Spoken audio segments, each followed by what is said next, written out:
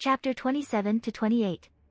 The embodiment of life and the passion of creation, the symbol of rebirth, and the nexus of all psionic energy in the universe, the Phoenix Force herself, had apparently taken advantage of the tiny crack Harry made and crashed his kidnapping. Orange and red flames spread through the plane, igniting the darkness and casting out the irregular forms it took. The sky itself shook as the last vestiges of chaos burned away while shuddering out, "This isn't over." The shimmering flames died down and gathered together into the form of a woman who stood before Harry. "We don't have much time, Harry Potter. And there is much to discuss." Harry said, "Didn't you beat him?" She shook her head, "No, I've only driven him back. This is not the nether plane, but a corridor to the nether plane that exists within the Darkhold. He can never be beaten in his own realm, but he can't drag others there from Earth without consent.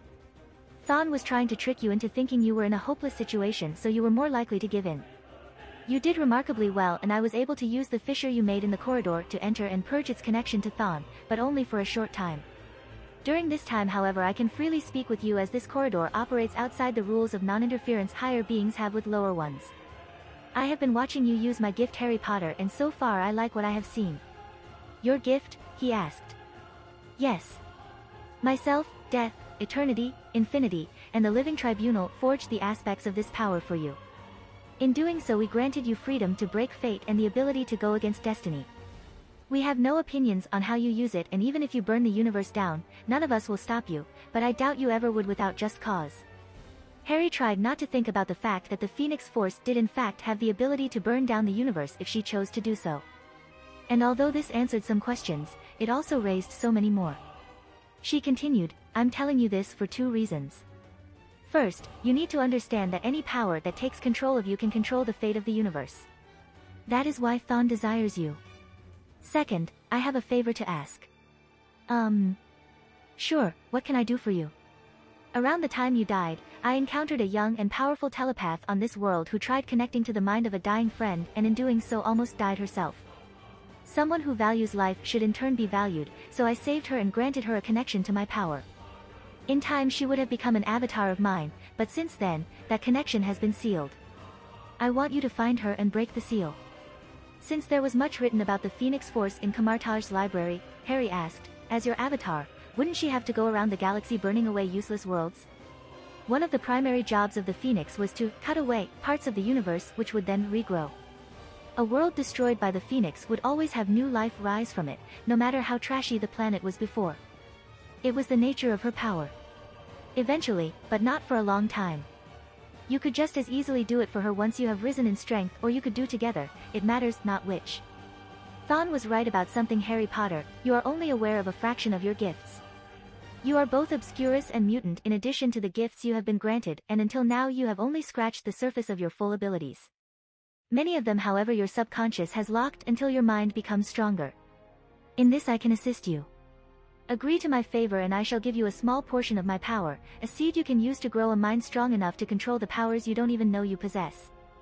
Harry considered it but was hesitating. The Phoenix Force noticed this and said, "My avatar will not be controlled by me in any way. She will know what I know when accessing my power and understand what needs to be done, but it is by her own will alone that she may choose to do it. That, however, is only if the seal is released soon. If not, her mind may be crippled by the seal and she may end up controlled by others.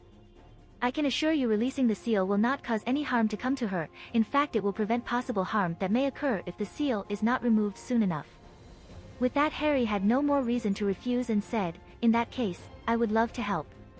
The human form Phoenix Force held out her hand and a small flicker of orange flame appeared and floated over to Harry's chest.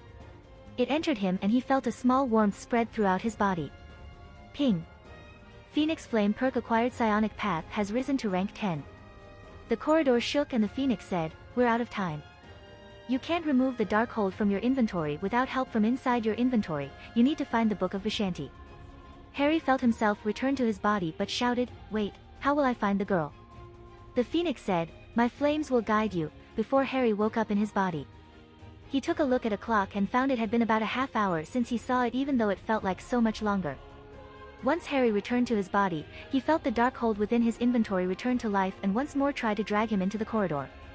The darkness that tried to take him, however, was halted by the embers of the Phoenix Flame left to him, but just barely. If he tried to actively browse through the Darkhold contents or if he tried to use battle meditation, he would certainly be dragged back. And since he could barely peek at the contents of his inventory without seeing the Darkhold, that meant he couldn't access other books in his inventory either. Even if Harry left it alone, the constant subconscious allure the Darkhold had would eventually draw him back. He considered pausing to see if the Darkhold's connection to Thawne would still be there if time stopped, but when he tried he found that the pause feature was not working. Harry figured it might be similar to the fact that Harry's wizard magic didn't react well to frozen time, and the chaos energy connection the Darkhold to the nether realm may have had the same property. Harry took a few deep breaths to calm himself. He found himself wishing that memory magic had an effect on him, but the best he could do was use occlumency to store the memories of what happened as far from his mind as possible. Harry tried to create a portal to the Ancient One's study, but he found that he was unable to do so due to the dimensional energy in his heart palace fusing completely with his exotic energy. He could still use exotic energy on its own, but he'd never be able to use just dimensional energy on its own again unless he purged the energy from his body, which was ridiculously dangerous and would make things worse. Every action he once did with dimensional energy he would have to relearn to do with his new dimensional energy. Harry decided to just apparate to the park in front of the London branch of the Sanctum Sanctorum and ran inside as fast as he could. He noticed that the ward didn't look very hard at him since much of his energy was now invisible, but that was the only real benefit at the moment. He entered the building and ran to the portal to Camartage on the upper floor, and from there ran to the Ancient One's room. On arrival he found the Ancient One and Wong having a discussion.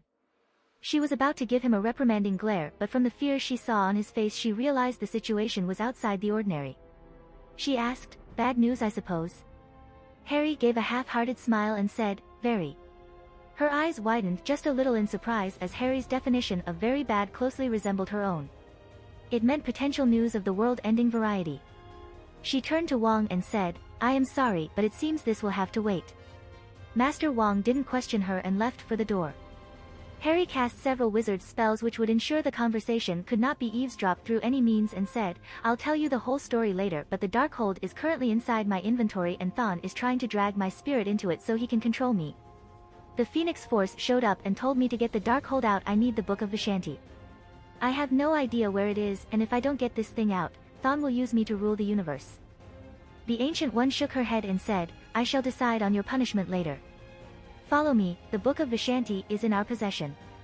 Harry felt a wave of relief over that fact, but had to tense himself up right away as the Darkhold tried to use his lapse in concentration to drag him back once more. He really wasn't to last much longer at this rate. The Ancient One led Harry to the portal which linked Camartage to the New York branch of the Sanctum Sanctorum and up 2 flights of stairs to where the relics were usually kept. Harry saw several items he recognized and several he didn't. A strange hovering cloak waved at him from behind a glass case. The Ancient One said, "The symbol of the Sanctum Sanctorum is in fact the symbol of Vishanti, so we prefer to always have his book on hand." "How much do you know of it?" Harry answered back, "Ultimate Book of White Magic. 0 attack spells. And pretty much the anti-Darkhold." "And you are aware of the risks of using it?" she asked for confirmation. "Yeah, it falls into the same category as using the names of others to cast spells. They won't mind you doing so as long as you use the power of their realms as they would, but doing so means you owe them a favor, and if they come to collect, you can either do the favor or permanently strip your access to their realm." This was the main reason the Heart Palace was so valued. If Harry spent 3 months connecting to, absorbing, and tuning himself to dream energy, he could summon a mist which could put people to sleep. If a sorcerer who knew the approximate feel of dream energy simply shouted that they were calling on the mists of Morpheus, the Lord of the Dream Dimension, they could achieve the same result or perhaps an even stronger effect. However, if Morpheus himself asked of them a favor, they would have to do so or face the consequences. Harry, however, was not bound by this as he didn't use the assistance of others to use magic, only his own power. There were no free lunches in the universe. Even the Phoenix Force could only give him access to her power after he promised to do her a favor to balance things out. If he used the Book of Vishanti, however, there was a risk the Vishanti would call upon him in the future. However, it was a risk worth taking. The Vishanti were the 3 backers of the Sanctum Sanctorum and freely gave the power of their spells for its sorcerers in order for them to protect the earth. If they ever did call upon him for a favor, it shouldn't be a bad one at least. They entered a room and the Ancient One closed and locked the door. She then called the dark energy within her to dominate the space, and an empty area folded away, revealing a hidden space containing a pillar and the book. What was impressive about it was that before the Ancient One opened the folded space, even Harry couldn't feel the presence of the book. She picked it up from the pillar and handed it to Harry. He took it and said, "I'm going to set this spot as my respawn point. If this doesn't work, you know what to do." The Ancient One nodded without difficulty. How to kill Harry should he ever need to be killed was something they had in fact gone over more than once. It was one of the requirements for her to fully trust him and give access to her private collection. Harry placed the book into his inventory and felt his existence tremble. His spirit was being drawn in, but not by the Darkhold. Harry concentrated with everything he had and dived in. He hoped this wouldn't end badly.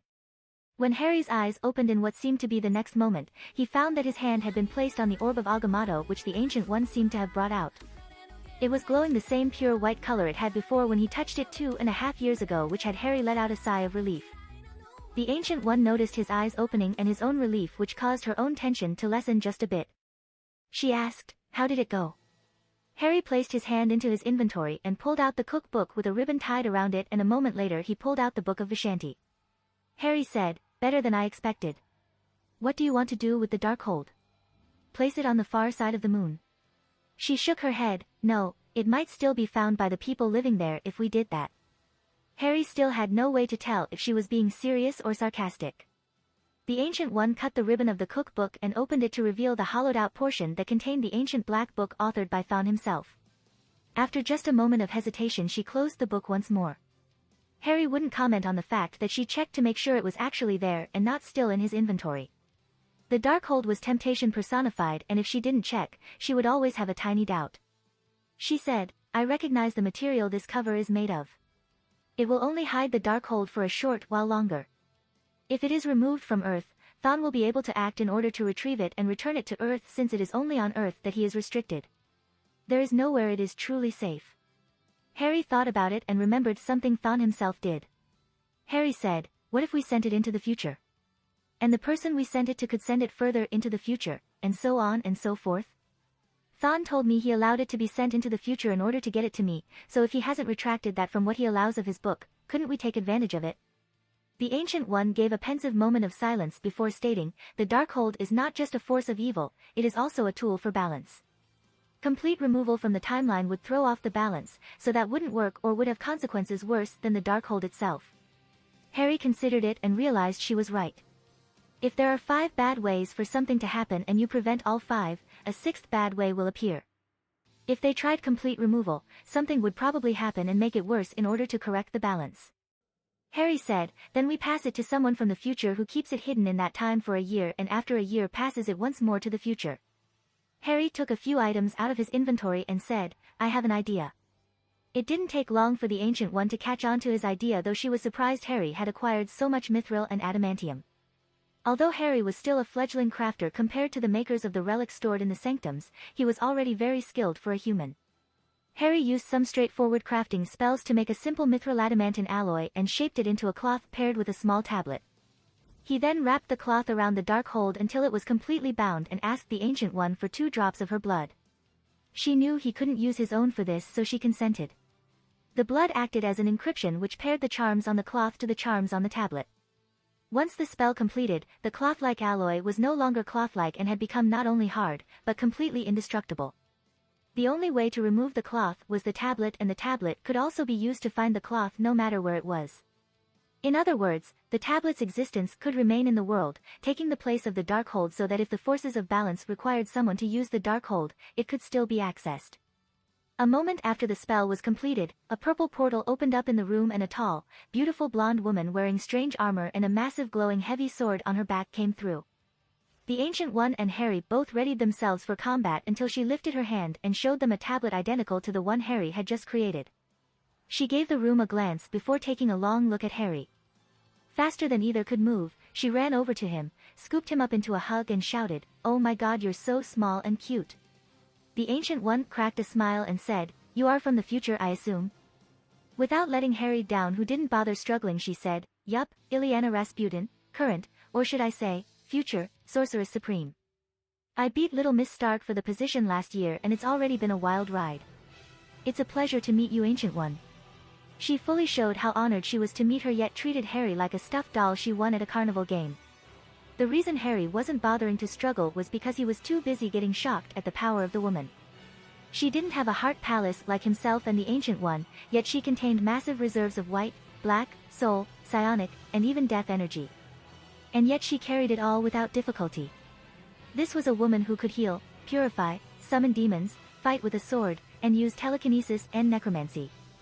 The Ancient One had already used a few spells to determine the same thing Harry had and was equally if not more shocked. After getting her fill of hugs, the future Sorceress Supreme put him down and said, "Stay put for a moment, I want a picture." She then got out what seemed to be a mobile phone and with the sound of a shutter took several pictures of Harry and the Ancient One. The Ancient One got over her shock just a little quicker than Harry did and asked, "Who was your teacher?" She took a long glance at her glowing heavy sword, then gave a small, but noticeable glare at Harry, who simply shrugged. She said, "Well, I was taught by a few people, but the one I considered my teacher was Aurora Monroe, two of them actually. Different versions of the same woman from different realities. And yes, Harry did teach me his wave sword style. I didn't ask for my soul sword to be this gigantic." She removed her sword and displayed several moves that Harry often used when wielding his eldritch heavy sword, which confirmed the story for the most part. She continued, "Stephen taught me a bit as well, but we have different specialties, so I didn't learn much of him." The Ancient One perked up at this and asked, "Are you Dr. Strange's replacement?" She shook her head for a moment. "No, he retired into marital bliss a few decades ago and Wiccan succeeded him. Wiccan, however, has been stretching himself pretty thin on a lot of projects, so he wanted someone who could devote more time to the actual combat part of defending the Earth to replace him, and if you hadn't noticed already, I'm a badass." The Ancient One gave a slight glance to Harry, who was still analyzing the readings he was getting off the woman, and said, "Perhaps you should not reveal so much of the days to come." Iliana smiled and said, "Nah, I was told that you already have your life and death planned out and nothing anyone says will change it. Harry, on the other hand, can't be changed. He, and I'm quoting here, takes all information as both truth and fiction and acts accordingly and not at all. So nothing I say will change anything Harry intends to do in the future, because he'll take into account both the possibility I'm telling the truth and that I'm lying.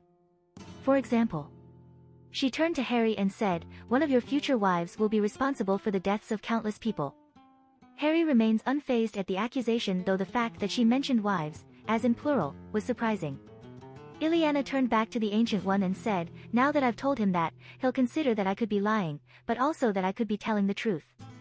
However, he won't take any action other than what he feels to be right, which won't change. There have been attempts to travel back in time and direct Harry before, but none of them have ever worked thanks to his stubbornness. And due to the creation of the Time Shield, no one has been able to travel back into the past without clearance, so that isn't as big a problem as it used to be. I have clearance, of course."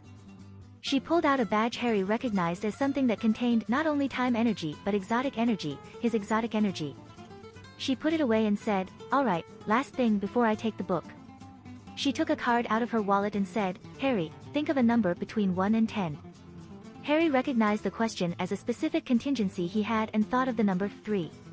She then said, "Banana," and showed the card to Harry, which had a picture of a banana on it, which caused Harry to smile. That was the correct response. His thinking the number 3 was to throw off mind readers. Harry handed her the bound Darkhold, which she took and said, "Oh yeah, there was one thing I did have to say. I was told I already said this, so it's a self-fulfilling prophecy and yada yada. Harry needs to start practicing control over his mutant powers and complete his high school education at an actual school. I was told the Ancient One knows the one I'm talking about and he should start in the fall semester." The Ancient One rose her eyebrows slightly at this, and Iliana took another look at Harry and said, "Remember, don't take over the world, eat all your vegetables, and place silencing charms around your room when having sex." Harry blushed at that last statement and heard the shudder of a camera and the shout, "Yes. I got it," before the blonde jumped back into her portal, which then vanished. Once she left, Harry said, "I am so gonna prank her when I see her next." The Ancient One smiled at that. Harry had to remain silent as there were specific guidelines one had to follow when conversing with a time-traveling you've met in the future. You could ignore those rules, of course, but there were usually consequences, and Harry didn't feel like dealing with them. Harry sat down and looked at the tablet he just made and had been surprised that the plan he came up with on the spot proved to work so quickly. The future Sorceress Supreme would have to hide the thing for a year, and then someone with the tablet and their own security measures would find her and take the Darkhold from her. The tablet could always track the Darkhold, even through time, which is why she was able to come directly to them moments after its creation. The Ancient One said, "We shall discuss this another time. For now, please tell me what happened today." Harry obliged. He told her about the cooking contest and the book which was mailed to him, and then told her about being drawn into what he thought was the Nether Realm. He gave the details of Thon's seduction attempt and offer and why he refused. He told her about the fight, the permanent fusion of several of his energy types with exotic energy, and his idea to use his rage to do something outside of Thon's plans which unlocked his suppressed knowledge and dragon chi. He then told her the spell he used from the Grand Grimoire and its near failure and the Phoenix Force's arrival. And last, he told her about Phoenix Force's request, which he agreed to. The one thing Harry did not tell her was the relationship between chaos magic and wizard magic. The more who knew that, the worse it would be. It was only because he knew of their relation that he knew that wizard magic could be used to bind the Darkhold when other forms of magic would likely be destroyed by the Darkhold itself. After thinking it over for a few moments, the Ancient One said, "All things considered, you did well. Resisting Thon's temptations and manipulations in his own territory, even if it wasn't his realm, is not something I have ever heard done before, and I must admit I am impressed. Now, tell me what happened when you placed the Book of Vishanti in your inventory." It has been 3 hours since then, and I doubt it was so simple as placing the Book of Vishanti and removing the Darkhold. Harry nodded. "To be honest, I'm not entirely sure what happened. It seems shortly after I placed it in, I was able to pause. I don't know what I did while paused.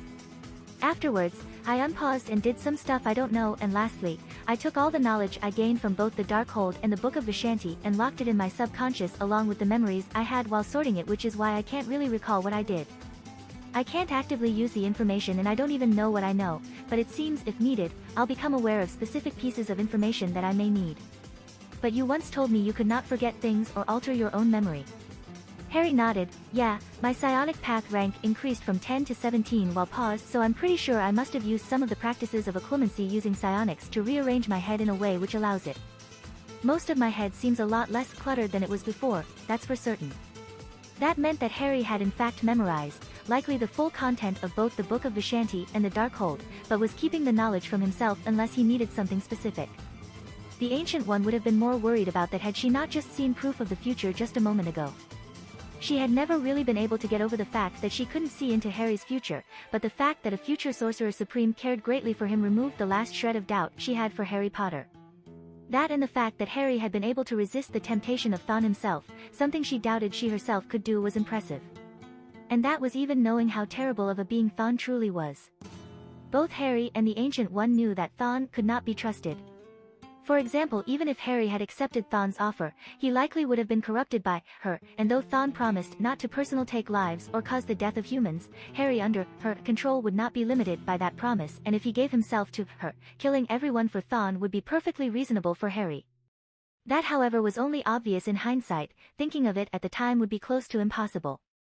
The Ancient One said, "Although it is not entirely your fault, you must still be punished for dropping your vigilance.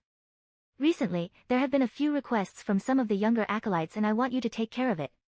"What kind of requests?"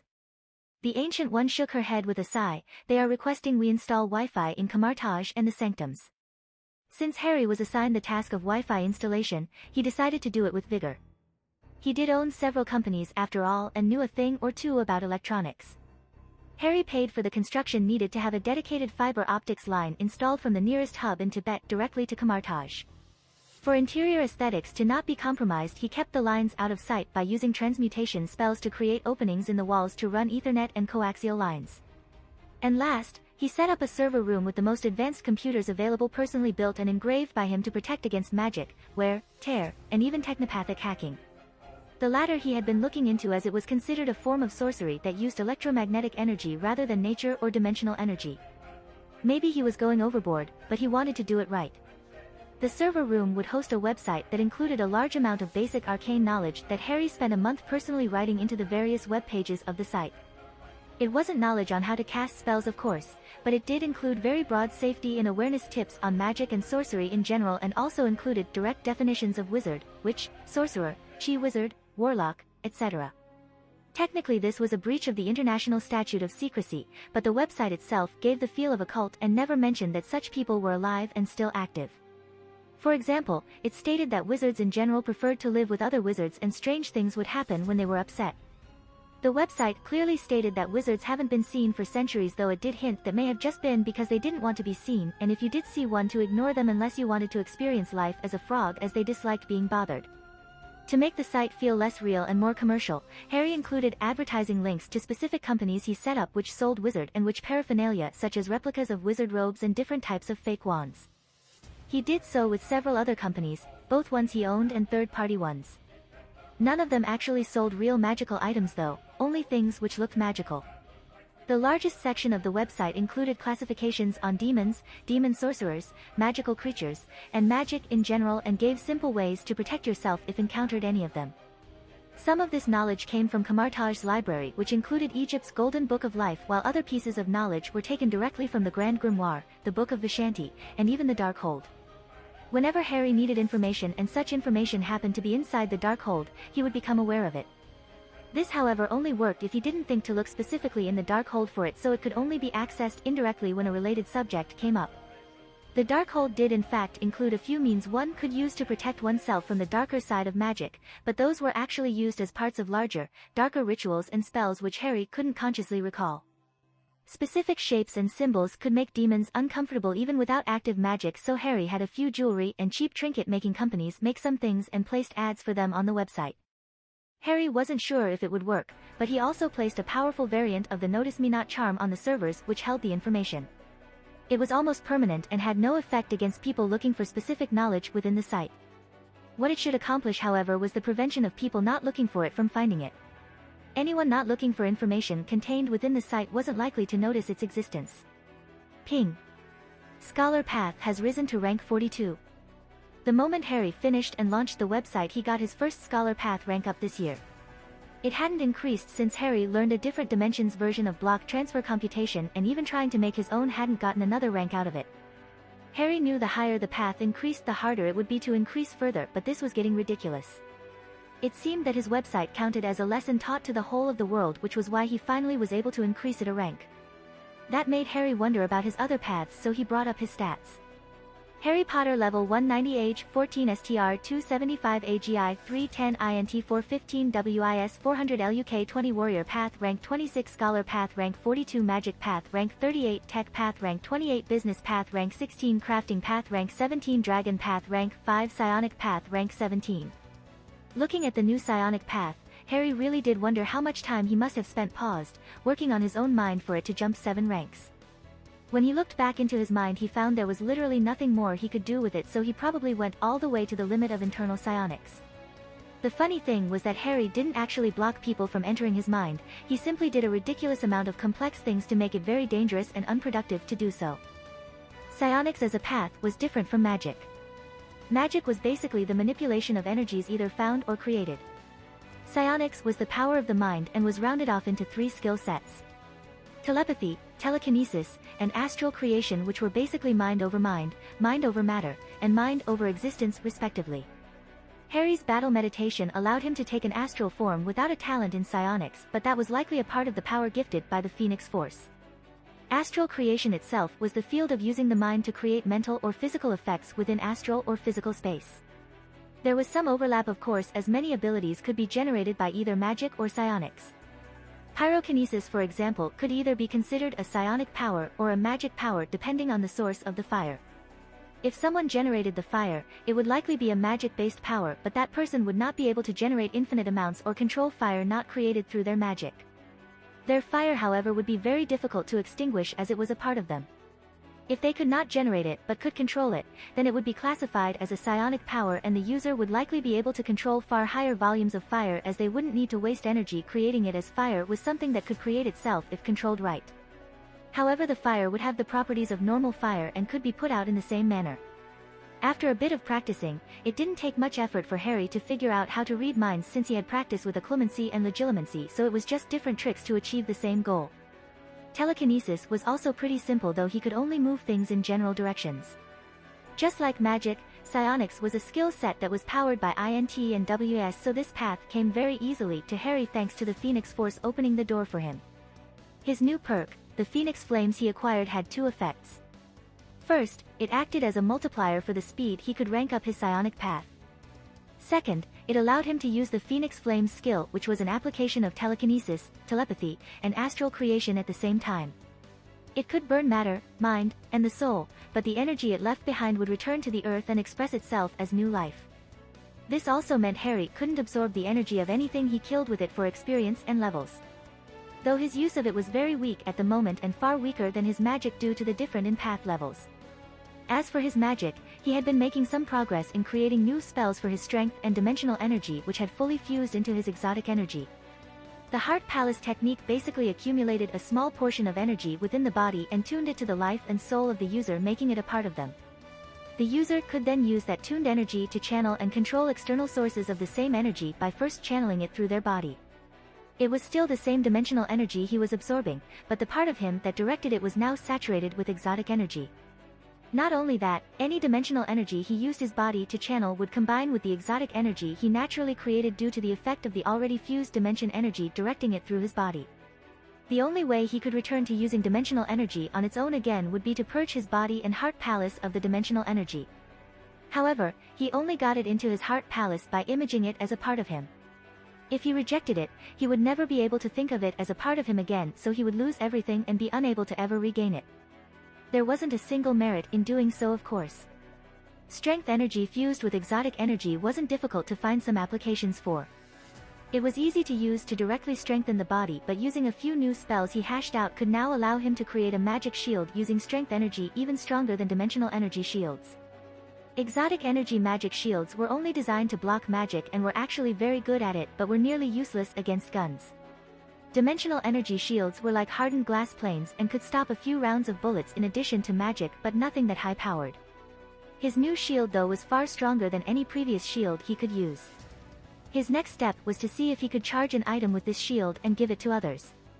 Harry could still use constructs of dimensional energy and use dimensional energy to strengthen and move his body, but doing so used far more energy than it used to.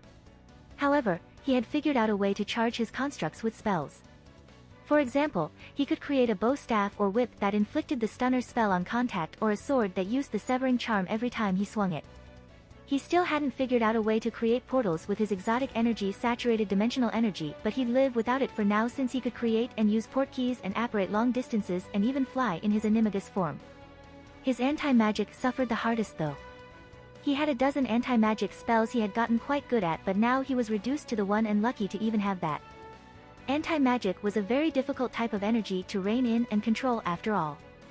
One thing he was truly thankful for was that although his sorcerer magics contained exotic energy, it didn't radiate out from the spell itself like his wizard magic did. This meant he wouldn't have to hold himself back from using it in tech-filled areas.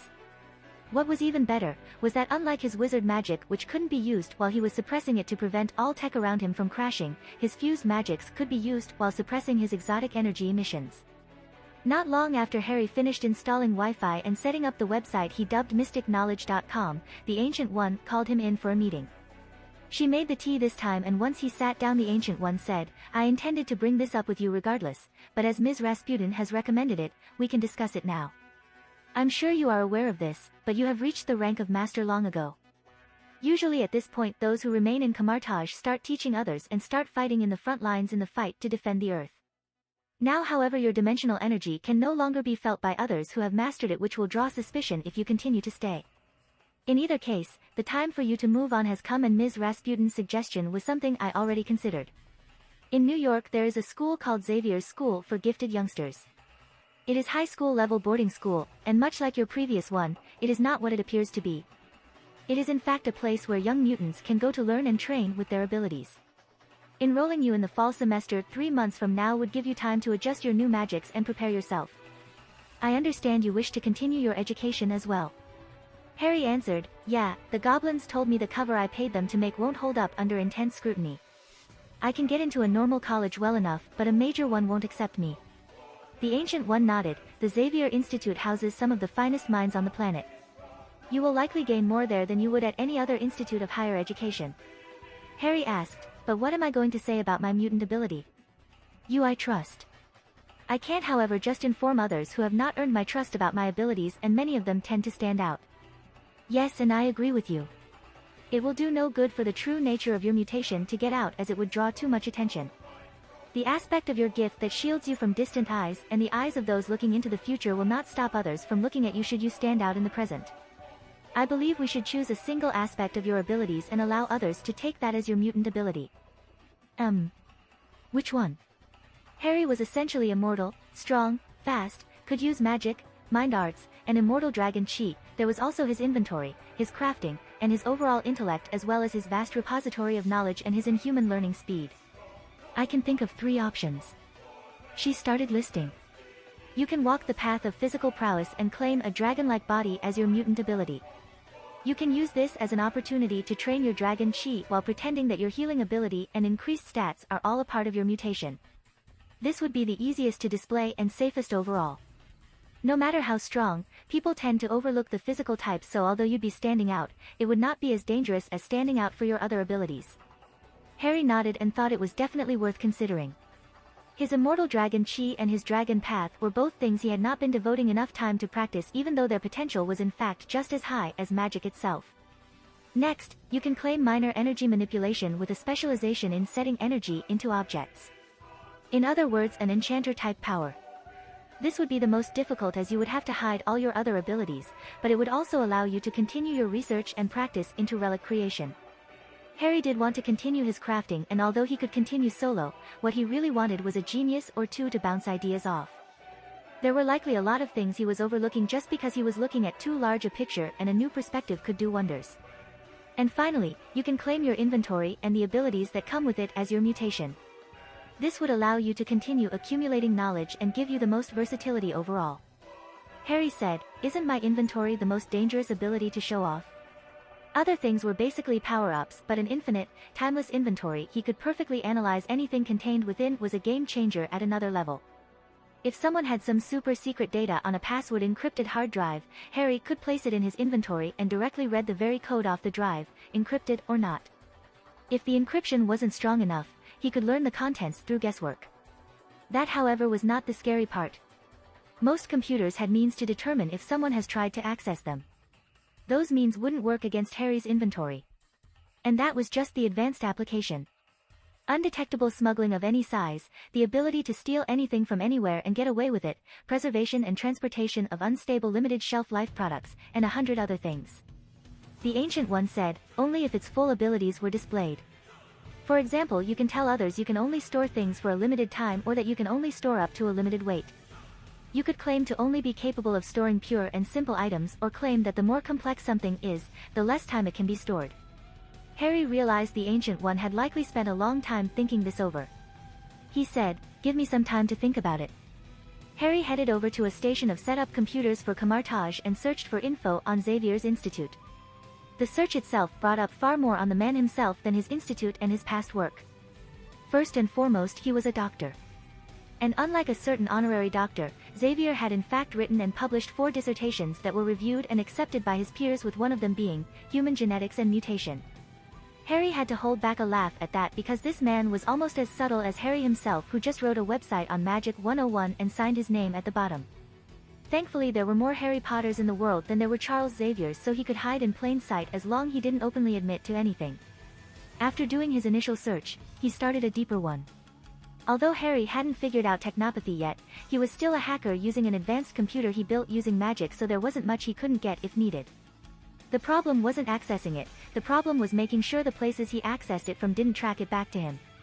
That problem, however, was solved with a box that worked off quantum entanglement he called the Remote Hack Box. He replicated the effect of quantum entanglement using magic, and any information in one box would show in the other regardless of distance and in real time. This meant he could place the box in a New York library and plug it into the phone line. When he was done hacking, a port key within the box would trigger to teleport it to a set location where he could retrieve it later. Harry still wasn't able to get much without drawing too much attention that someone was even looking, but he was able to get some info about the X-Men. From what Harry could tell, they were similar to Aurors for the wizarding world. They were led by Xavier and dispatched during conflicts to mediate or deal with issues caused by mutants as quietly as possible in order to prevent the public opinion on mutants from taking a nosedive and to help others in general. According to some records in Camartage, mutants have been around for thousands of years, if not longer. What was interesting was that there were periods where mutant births peaked and periods where almost no mutants were born at all. However, those times when mutants peaked always seemed to be followed by danger for the world itself. There was one record he found that showed a large period of mutant birth during the time of ancient Egypt, and the records also showed some alien bug-like swarm attempted an invasion during that period, which was defeated by the power of the mutants during those times. Had those mutants not been born, Harry couldn't see any reasonable way for the people of the time to hold back an alien invasion, much less actually defeat it. Harry wondered if he should make another website, but decided against it for now. Unlike magic, mutants were an issue with a high level of exposure, and he wasn't ready to show his name off to the world just yet. The magic website was to provide a base layer that could be built on by the world over time. People fear what they don't understand, but if they think they know about it, or at least know they have access to information about it, they are less likely to do stupid things regarding it. Since Harry knew about technology, he knew that the wizarding world would not stay hidden forever. The website was the first step in a long-term assimilation plan. One day in the future the concept of magic will become commonplace, and at that time, when the world discovers the hidden wizarding world, Harry doubted it would even make front-page news. When he went back to the files on the X-Men, what stood out most was the so-called code names. Storm, Wolverine, Beast, Colossus, Angel. Everyone had a code name, even Xavier was called Professor X. None of the files had descriptions, and even though Charles's file was the largest, they weren't even sure he was a confirmed mutant. While considering the code names, Harry thought back to the options the Ancient One gave him. If he went the first path, he'd likely be called Dragon or something. The second path would probably make people call him Enchanter, which of course shot the idea down completely. As for the last option, what would they call him? Backpack? Storage? Inventory?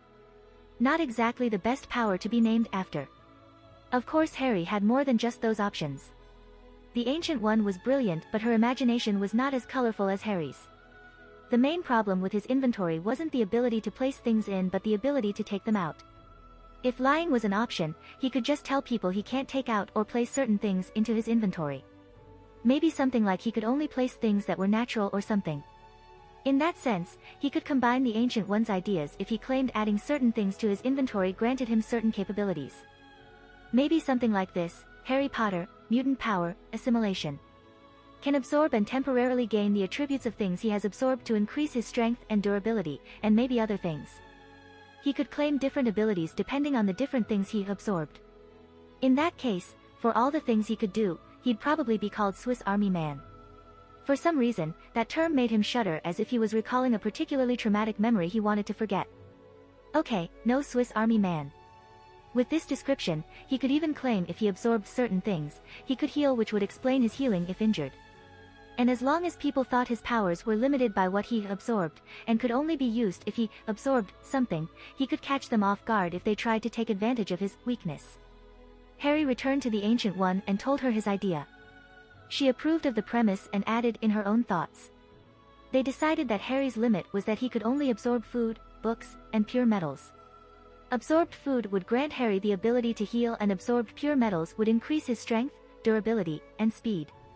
Books he absorbed would have their knowledge accessible for a few days and forgotten if not gone over repeated. They decided, for now at least, to completely hold back on revealing his magic, sonics, or anything else. Harry spent the next few months preparing for the next part of his life. He sent a letter to Hermione that he was going to finish high school in New York, and she sent back that he should get a cell phone and give her his number. She already had one and used what she learned from Harry to make it work around magic so she could keep in contact with her family while in school. Harry didn't have a cell phone because, 1, he didn't need it, as no one he kept in contact with until now had one. 2, he could teleport, so if he wanted to speak with someone he could just do it face to face. And 3, apparition would still fry a cell phone since the magic resistance only renders it safe from ambient magic. Hermione didn't know that, as she wouldn't be learning apparition for a few more years. He thought of just getting one when he arrived, but that meant calling or receiving calls from Hermione would be an international charge, so figured he'd just place a remote hack box at his London house, plug a phone line into it, and plug a phone wherever he was at into a paired one and use that. If he set up a phone number there, she'd be able to call it and it would redirect it to where he set up the other one. Was using high-end physics and advanced quantum magic to get around long-distance charges excessive? Nah. Harry also informed the goblins he was moving overseas and asked them to expand their joint business interests in the New York area. The main Gringotts branch in the United States was in Boston, but there was a sub-branch in New York they could use a few means to take over and spread out from. Most businesses were basically using money to make more money, and the fact that Harry had metric tons of gold for capital and was willing to invest slowly meant his coffers were usually increasing rather than decreasing. The goblins asked if his move to New York would be permanent, and Harry decided it might as well be. He would likely be making more friends in New York than he had in Britain, and since there was a New York sanctum sanctorum Harry could use if needed, it was about as good a place to settle down as he was going to find. Besides, snowy owls were not uncommon that far north, so he could fly around almost whenever he wanted. They used their contacts to arrange for his Muggle identity to get US citizenship and set all the papers and files in motion. Harry had visited Gringotts 2 or 3 times a year for the last 3 years to update their computers and make sure they knew how to use the latest systems. Thanks to that, the goblins of Gringotts were already some of the wealthiest goblins in the world, and they made no effort to hide that fact from other goblins. It wouldn't be much longer until P&G, Bank and Trust made its move to enter the larger world of business, but for now, they were still waiting. A foundation was not something that could be rushed.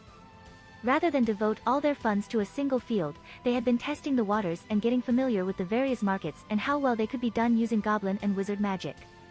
The only pain in the butt was that since he was using his actual identity to run the company, he had to do the taxes in his name so people could indirectly find him if they put a lot of effort into it, though the best he'd let them do was find an untraceable phone number and P.O. box for his mail. And since he was doing it the legal way, Britain would be heavily taxing the funds he transferred across the Atlantic, and the US would then tax him every year for all the funds he possessed. However, these were required if he wanted to set himself up legitimately in the future, so he gritted his teeth and crossed his T's and dotted his I's while signing all the paperwork the goblins sent him with a portkey box he set up.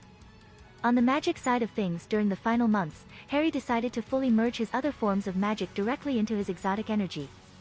Doing so would make them harder to use, but would render them invisible. Although those who could sense energy were very few and far between, he still didn't want to head into the larger world with a giant, traceable energy signature. In addition to that, Harry didn't bother sleeping outside of the need to recharge for several months and was able to use his training during that time to add the energies of Icthalon's and Balthac's realm to his heart palace and fuse them with exotic energy as well. Icthalon's realm contained endless ice and cold energy, and Balthac's contained heat and light energy. The only energies he lacked compared to the spell repertoire of a standard master was Morpheus' dream energy, Faltine's mystic flames, and Farala's hunter energy. Of course, the other masters had to call out the names of the lords of those realms to use all those types of energy for magic. Harry didn't. The mystic flames of the Faltine was actually one of the strongest spells a sorcerer could cast, but it was nearly impossible to use the energy without invoking the name of the Faltons. That was because they were godlike existences of pure energy who were synchronized to the energy their realm contained and didn't like thieves. Harry didn't want to use any invocation magic, and since his phoenix flames were just above the Faltine's flames, he decided to skip them. He also realized at some point he'd likely never be able to get any dream energy from Morpheus' realm, since he didn't like people visiting unless they were asleep, and Harry didn't dream, so he couldn't use battle meditation on his energy to gather enough to set and tune through his heart palace. Farala's energy was unique in that it was used to cast hunting, tracking, and trapping spells, but the energy level was very high, in the level 240+ range, and Harry wasn't going to try and use it for battle meditation anytime soon. And lastly, Harry had also been advancing his wizard magic. It seemed parts of his subconscious that had gone over the Darkhold and the nature of chaos energy had decided he should put more of himself into his magic. One of the main differences between the chaos energy Harry sensed from Thawne and his own was uniformity. Chaos energy was, unsurprisingly, chaotic and non-uniform. Wizard energy, however, had properties that matched the wizard who cast it, so the more of himself he put into his magic, the more controllable it would become. One reason Harry could never cast the Unforgivables was because it required something he just didn't have. In order to cast the Killing Curse, one had to truly hate something and want it dead. Harry couldn't even hate Voldemort or the monsters he'd learned about in the world of business enough to want them dead. In order to cast the Imperius Curse or the Cruciatus Curse, one had to truly want someone to suffer or truly want to control someone.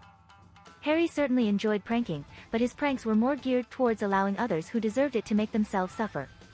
And Harry didn't mind directing people as a teacher, but that was only after giving options. Directly controlling or only allowing someone to travel a path he decided for them was something he could never do. Harry likely couldn't build enough emotion to cast those if he tried. The negative emotion suppression of his ability would hamper it. And even when that suppression wasn't there, like when he faced Thawne, he still didn't think he could feel them. Anger was easy. Anger is natural. Hatred, however, was not something he could do. Harry didn't even hate Thawne or Voldemort.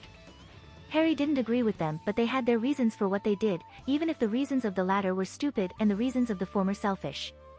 Rather than make his magic more chaotic, he was making it more controllable using hints his subconscious figured out from reading the Darkhold. He was hoping this would eventually allow him to lessen the destructive nature of his exotic energy against things like electronics and computers. Before leaving, Harry said goodbye to the masters who trained him and told them he was going to complete his schooling in New York and they could call if they needed anything. None of them knew Harry's strength matched their own when they were using invocation magic, so they didn't feel anything was wrong with a child finishing his education. They did little more than wish him well, as most were men of few words save Wong, who told him to continue his studies, and Mordo, who told him to return when he was 18 so they could make sure he hadn't gotten rusty. The Ancient One was given a cell phone with Harry's number, so there wasn't a need to say goodbye, and after packing up and returning his monk's robes he headed for the London Sanctum. He had already arranged with the Ancient One for a new wizard section of the library to be added in 2 months, so they would not connect it to him and they would be provided the means and coins needed to enter and use the resources of the wizard world as they wished. He also hoped one of the younger acolytes he showed the website to would take up the duties of monitoring the forum so they could use it to find evidence of threats to the realm sooner than before.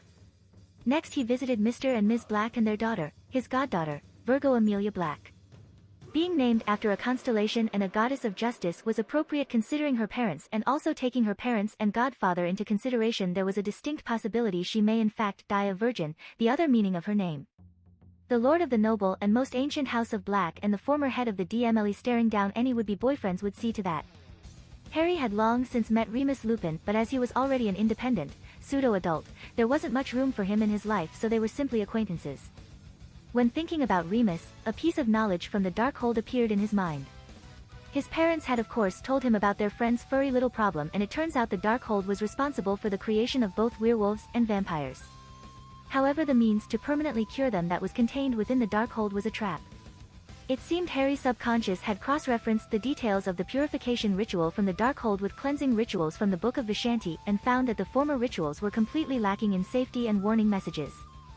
There were too many ways it could go wrong, and Harry doubted there was a way to perfectly use the ritual. Perhaps it would be useful for reference when finding an actual cure, but the Darkhold was not going to directly help solve a problem it caused. That was like studying a match to figure out how to stop a raging forest fire. A majority of the nice things inside the Darkhold were either traps or temptations to draw the reader deeper into the Darkhold to corrupt them to doing something terrible later. Harry visited a few locations in London with an ID card to personally turn in some papers and sign some forms for his immigration to the US. He'd buy a ticket to the US when finished, so there was a physical trail people could follow if they decided to look. That proved Harry Potter went to New York by airplane. Harry now knew a thing or two about tracking people, so he wanted to make sure those looking at him didn't see anything that far out of the ordinary. The following day, Harry took a plane to New York. The plane wouldn't be comfortable for Goose, so he'd use magic to get his flirkin later after suffering the 10-hour flight by himself. Harry wondered how much trouble he could get himself in living in New York. For some reason this thought brought a smile to his face. If you like this content, don't forget to like and subscribe. See you later, bye bye.